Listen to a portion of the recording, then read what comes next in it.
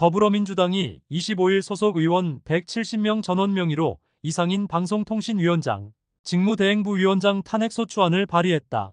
헌법법률에는 직무대행을 탄핵 대상으로 규정한 조항이 없으며 직무대행에 대해 탄핵안이 발의된 것은 헌정사상 처음이다.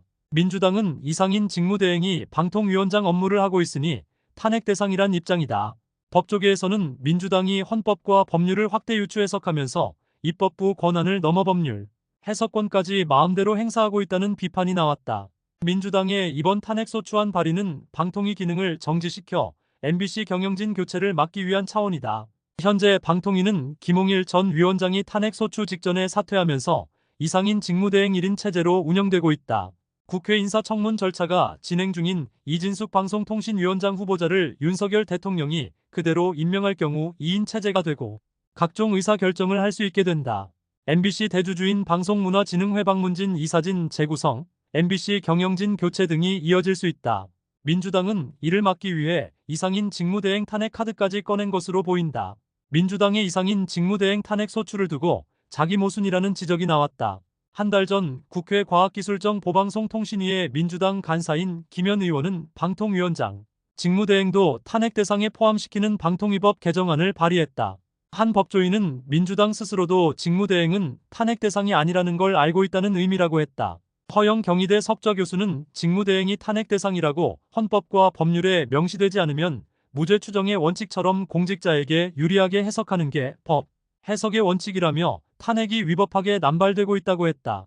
민주당은 또 이상인 직무대행 탄핵 사유로 부위원장 시절 김홍일 당시 방통위원장과 2인 체제에서 70여 건의 안건을 의결했다는 점을 들었다. 장영수 고려대 교수는 직무대행 탄핵인데 부위원장 시절 일도 탄핵 사유로 들었다며 결국 방통위 기능 자체를 무력화하려는 의도로 헌법상 탄핵의 본질과 전혀 맞지 않는 탄핵 오남용이라고 했다. 방통위가 의결정족 수방통위원 2인 이상도 못 채운 채 위원장 직무대행 1인 체제로 운영되는 상황에서 이상인 직무대행이 탄핵 소추돼 직무가 정지되면 이진숙 방통위원장 후보자가 조만간 임명되더라도 방통위는 제 기능을 할 수 없다. 방통위법 6조는 국회는 방통위원장이 직무를 집행하면서 헌법이나 법률을 위배하면 탄핵할 수 있다고 규정한다. 헌법재판소의 결정이 내려질 때까지 그 직무가 정지되는 탄핵소추 대상으로 방통위원장만 명시한 것이다. 이 때문에 국회 과방위 민주당 간사인 김현 의원은 지난달 5일 탄핵 대상을 방통위원장 또는 직무대행으로 확대하는 내용의 방통위법 개정안을 발의했다.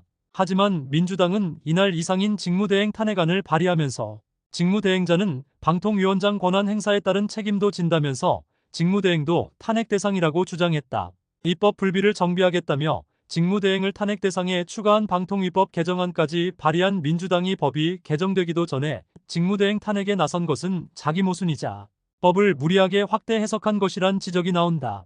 민주당이 이 직무대행 탄핵에 나선 것은 다음 달 12일 임기가 만료되는 방송문화진흥회 이사진 교체를 막으려는 차원으로 보인다. 방통위는 MBC 대주주인 박문진 이사를 임명하고 박문진은 MBC 사장 임명권이 있다. 박문진 이사 9명은 여당 추천 6명, 야당 추천 3명으로 구성되는데 문재인 정부에서 임명된 현 이사진이 이번에 교체되면 국민의힘 우위 구도로 바뀌게 된다.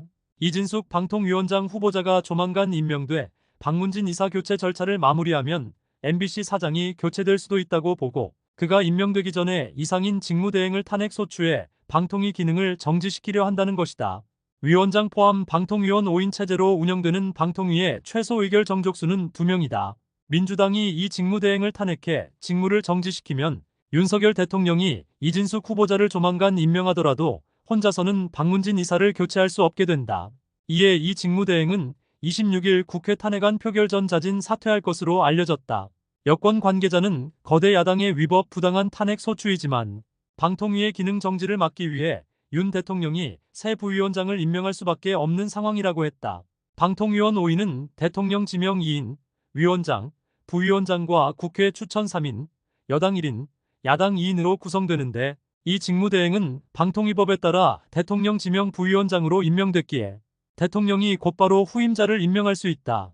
민주당은 2022년 윤석열 정부 출범 이후 공직자에 대한 탄핵을 남발하고 있다. 작년 2월 헬로윈 참사 책임을 물어 이상민 행정안전부 장관에 대한 탄핵을 시작으로 이상인 대행까지 총 13건의 탄핵을 시도했다. 이달 초 민주당 이재명 전 대표 관련 사건을 수사한 검사 등 4명에 대해 탄핵안을 발의한 것과 관련해 비판 여론이 일자 민주당은 예고했던 국회 법제사법위원회 조사 절차를 미루고 있다.